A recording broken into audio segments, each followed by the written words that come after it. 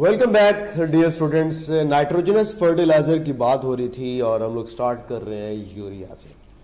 Urea एक high quality का nitrogenous fertiliser, paper में एमसीक्यू में आया हाई क्वालिटी नाइट्रोजनस फर्टिलाइजर किसको कहेंगे? तो बेटा यूरिया को कहेंगे, अमोनिया नहीं है। क्वालिटी इन ए सेंस के अमोनिया के कुछ ड्रॉबैक्स हैं, उसकी बेस पर यूरिया को प्रेफर किया जाता है over ammonia. Most widely used nitrogenous fertiliser in plants MCQ आए तो भी आप लोग किसको सिलेक्ट करोगे? यूरिया। सारे लाइंस एमसीक्यूज है।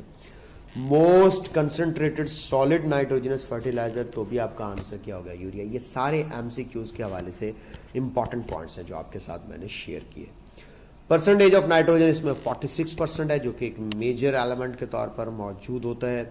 मैन्युफैक्चरिंग के अंदर कुछ स्टेजेस हैं, कुछ स्टेप्स हैं, थोड़े बहुत याद रख लीजिएगा। सबसे पहले हाइड्रोजन गैस प्रिपेयर की जाती है, अमोनिया सिंथेसाइज करना मैंने थोड़ी देर पहले बताया, पायरोलिसिस के थ्रू भी हो सकती है और मीथेन का वाटर के साथ रिएक्शन करवा कर भी ये हो सकती है। सिर्फ इसका ड्रॉबैक है, इसमें कार्बन मोनोऑक्साइड बनती है जो कि एक पोल्यूटेंट का काम करती है।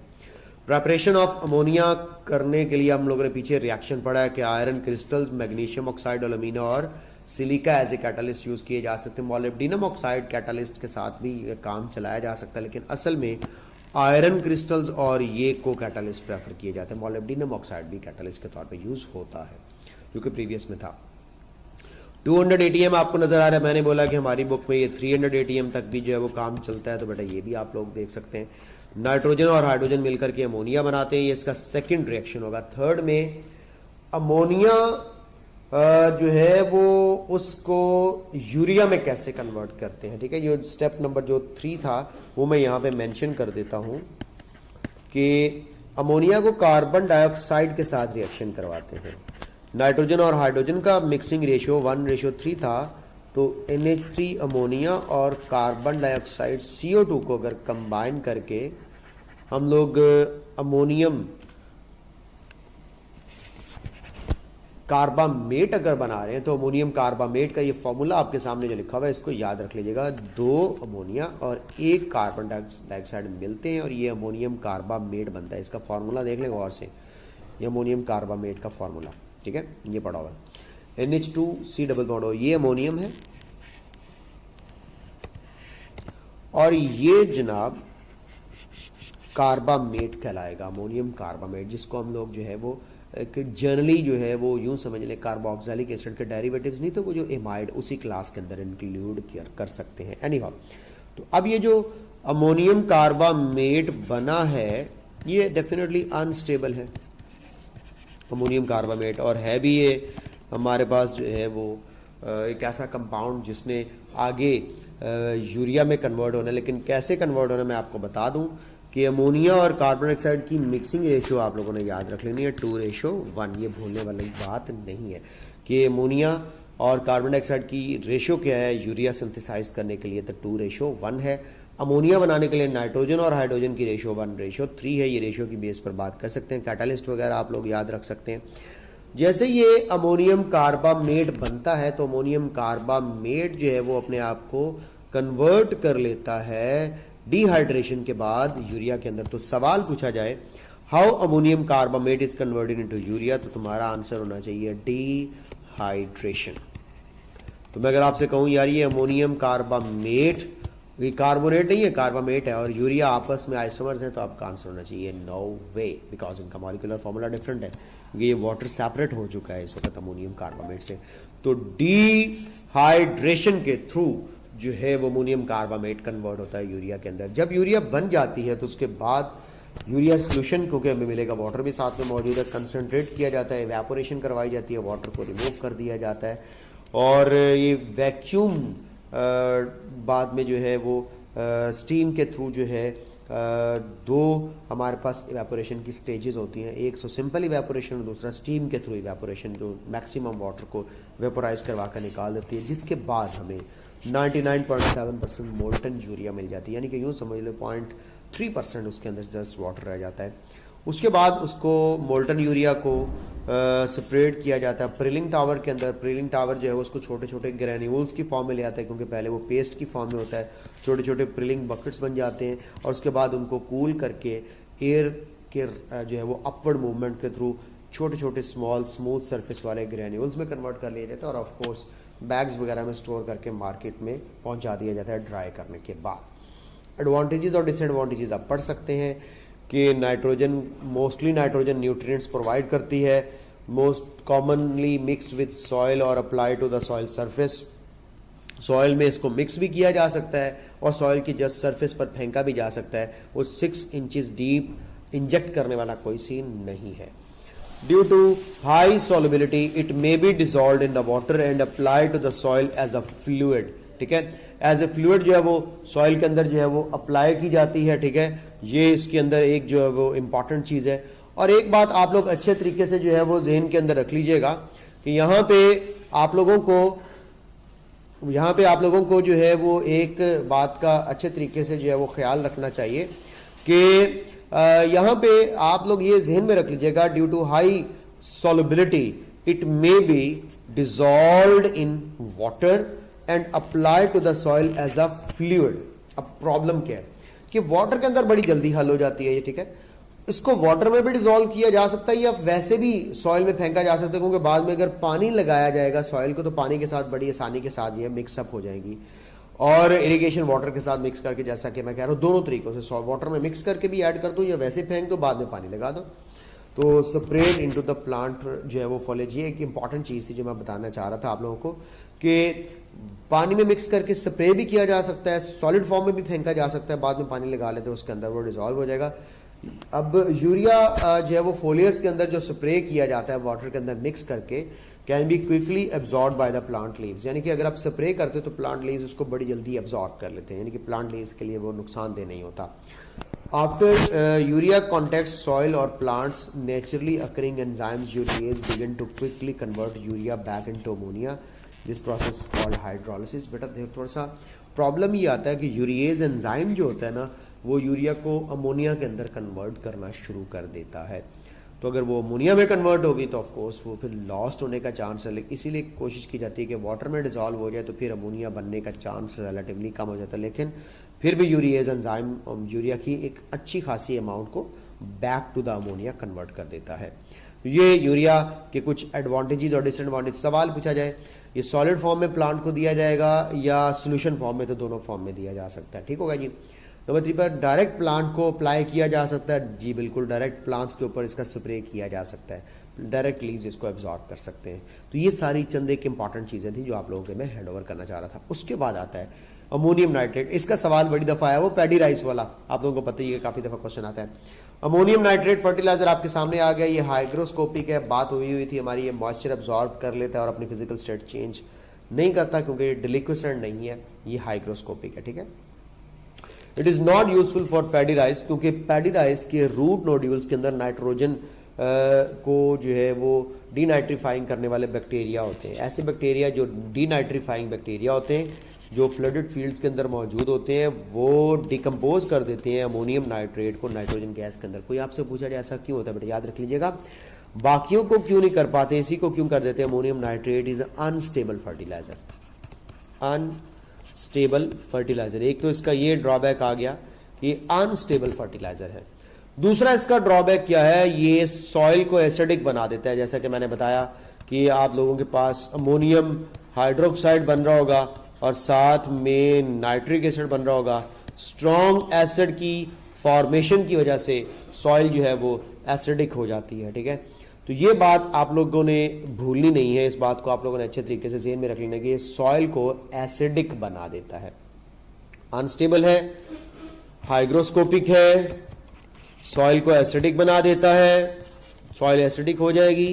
तो ये इसके चंद एक ड्रॉबैक्स हैं। और फिर चौथे नंबर पर पैडी राइस के लिए भी यूजफुल नहीं है। तो 4 आपको मैंने इसके ड्रॉबैक्स गिनवा दिए। अनस्टेबल फर्टिलाइजर, हाइग्रोस्कोपिक है, और उसके बाद जो है वो हाइड्रोस्कोपिक का नुकसान क्या होता है, अगर आप इसको कहीं स्टोर करके रखोगे जो वो साइलोज वगैरह के अंदर या बोरियों वगैरह के अंदर, तो मॉइस्चर अब्जॉर्ब करके अंदर वो वेस्ट, मतलब यूं समझ लें कि वो एक्सपायर हो जाएगा, पीएच वगैरह चेंज होने का खतरा होता है, मॉइस्चर के आने से पीएच चेंज हो जाती है।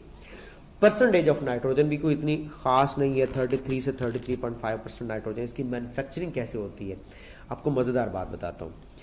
यूरिया में हाइड्रोजन यूरिया जब अमोनिया की फॉर्मेशन हुई थी ना, अमोनिया की फॉर्मेशन, तो उसमें नाइट्रोजन और हाइड्रोजन गैसियस का कॉम्बिनेशन था और ये एक रिडॉक्स रिएक्शन था। आप कहेंगे सर कैसे रिडॉक्स रिएक्शन? मैं बता सकता हूँ।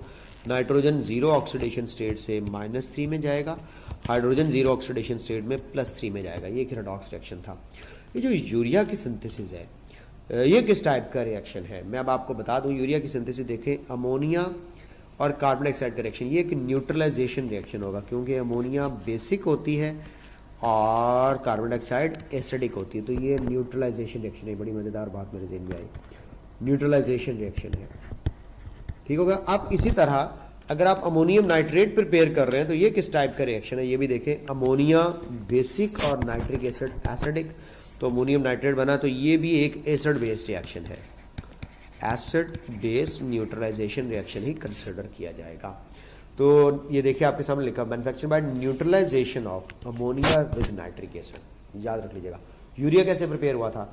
Neutralisation of ammonia with CO2। तो यूरिया में आप लोग अमोनिया को न्यूट्रलाइज करते हो विद CO2 और अमोनियम नाइट्रेट में आप अमोनिया को न्यूट्रलाइज करते हो विद नाइट्रिक एसिड। तो ये यूरिया के अंदर न्यूट्रलाइजेशन थी और ये अमोनियम नाइट्रेट के अंदर न्यूट्रलाइजेशन ऑफ अमोनिया है।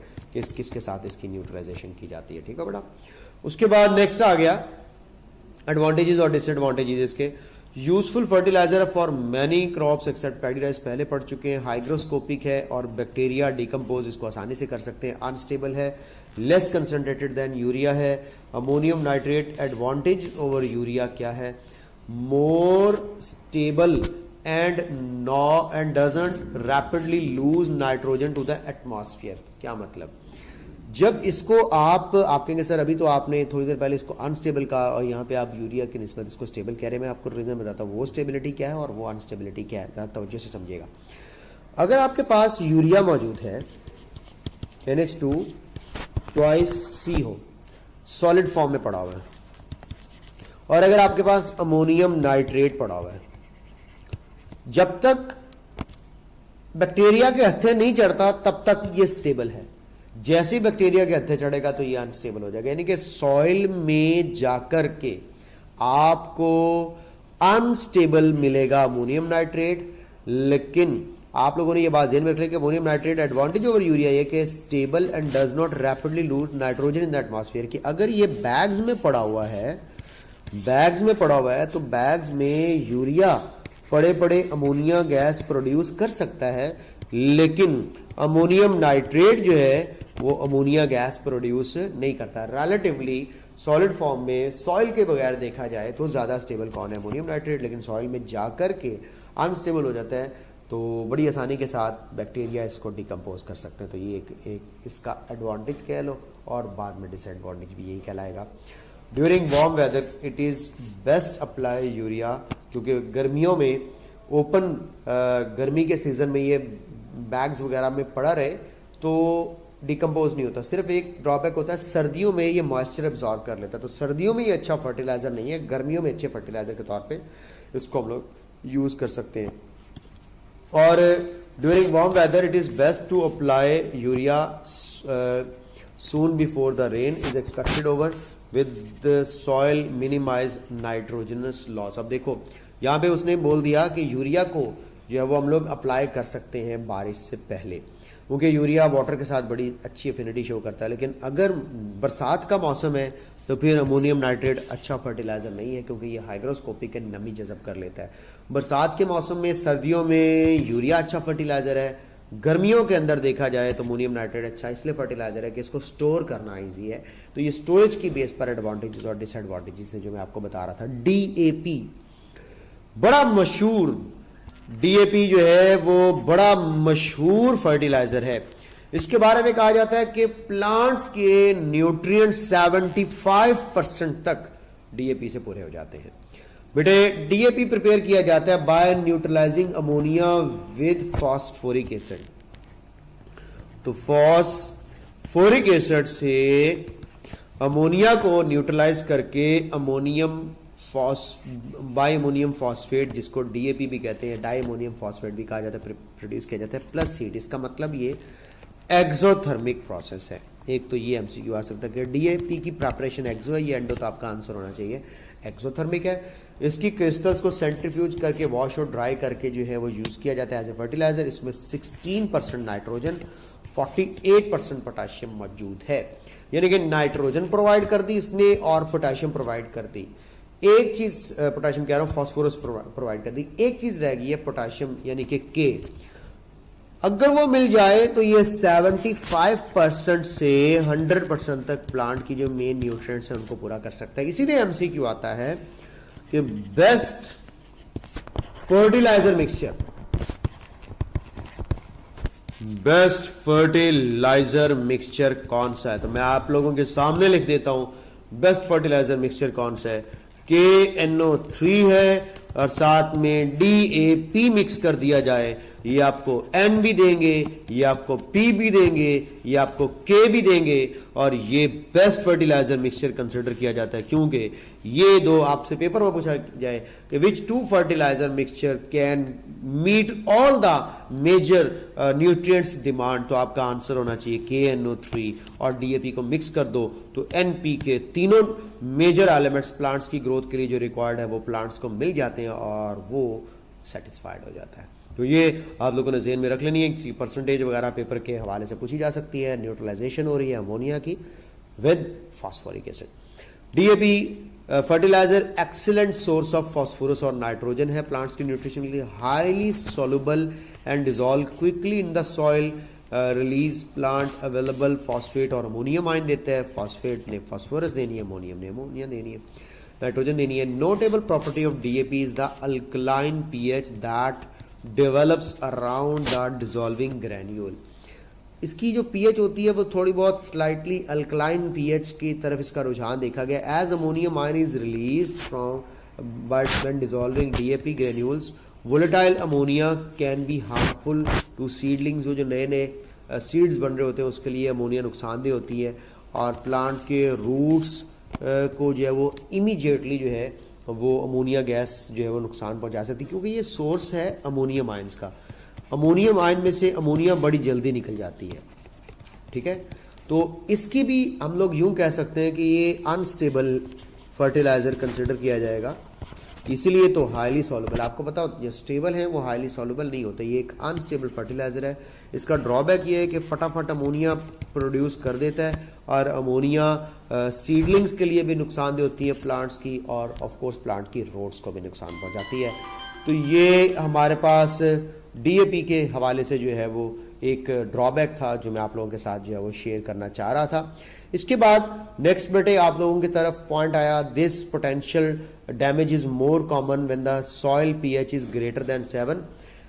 अमोनिया की वजह से पीएच ऑफ द सॉइल जो है वो बढ़ जाती है, जिसकी वजह से ये थोड़ा सा जो है वो प्रॉब्लम जो है वो देखने को मिलता है और इस प्रॉब्लम को हम लोगों ने जो है वो सॉर्ट आउट करना होता है, ठीक है।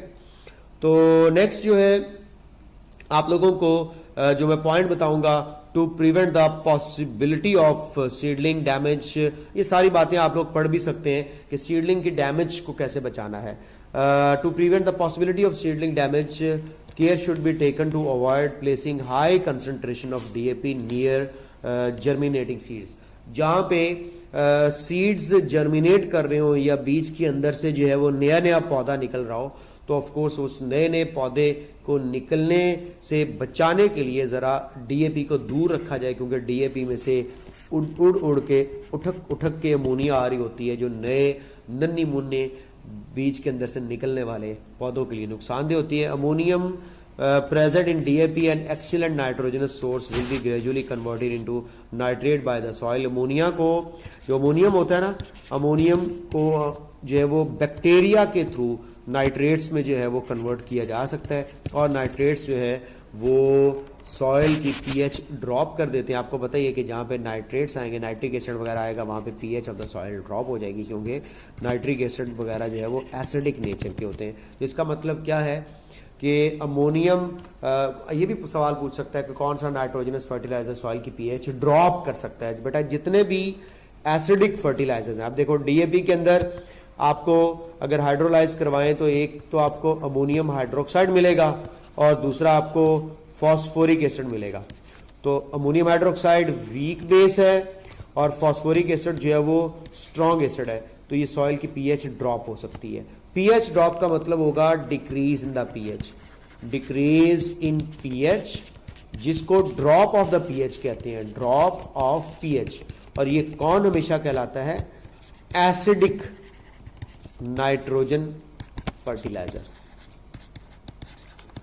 Acidic nitrogen fertiliser. लेकिन इतनी ज्यादा ये पीएच ड्रॉप नहीं कर सकता। इसकी पीएच ड्रॉप करने का तरीका मैंने आपको बता दिया है।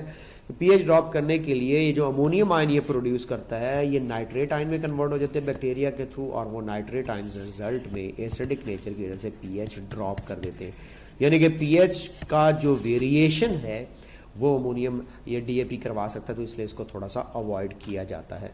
लास्ट नाइट्रोजनस फर्टिलाइजर है पोटाशियम नाइट्रेट। ये कोई न्यूट्रलाइजेशन रिएक्शन नहीं है, ये डबल डिस्प्लेसमेंट रिएक्शन है कि इधर का सोडियम, इधर का क्लोराइड, इधर का नाइट्रेट और इधर का पोटाशियम आपस में मिलकर सोडियम क्लोराइड और पोटाशियम नाइट्रेट प्रोड्यूस कर रहे होंगे। ये पोटाशियम नाइट्रेट आपको 13% नाइट्रोजन देता है और 44% पोटाश देता है।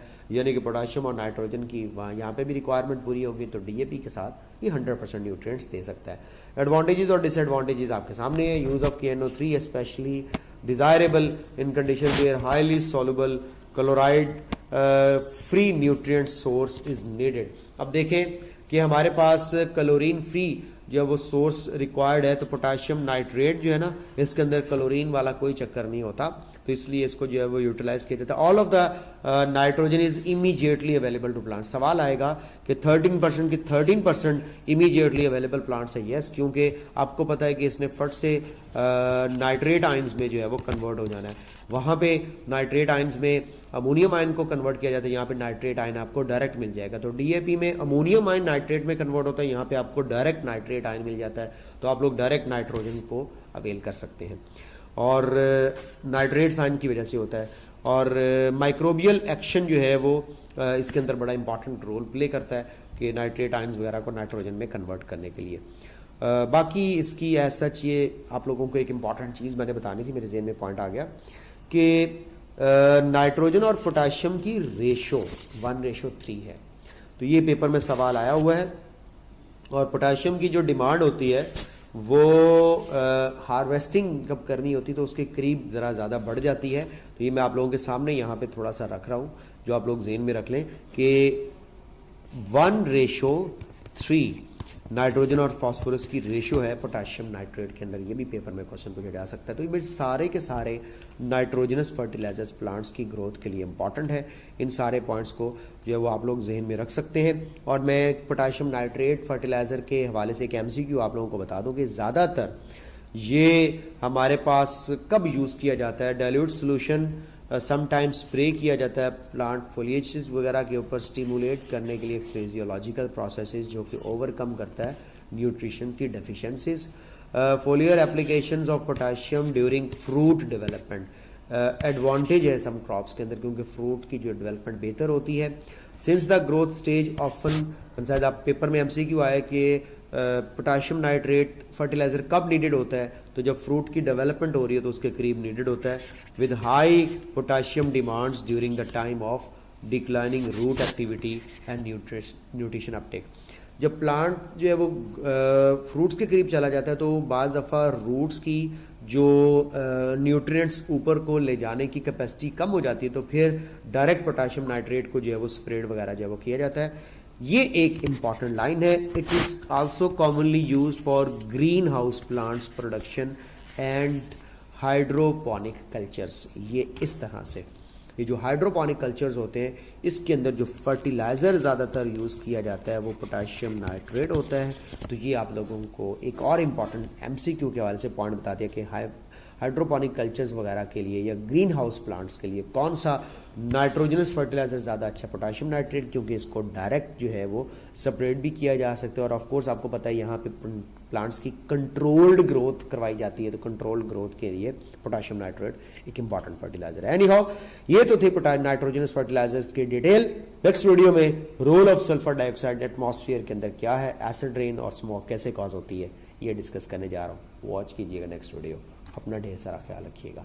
खुदा हाफिज़।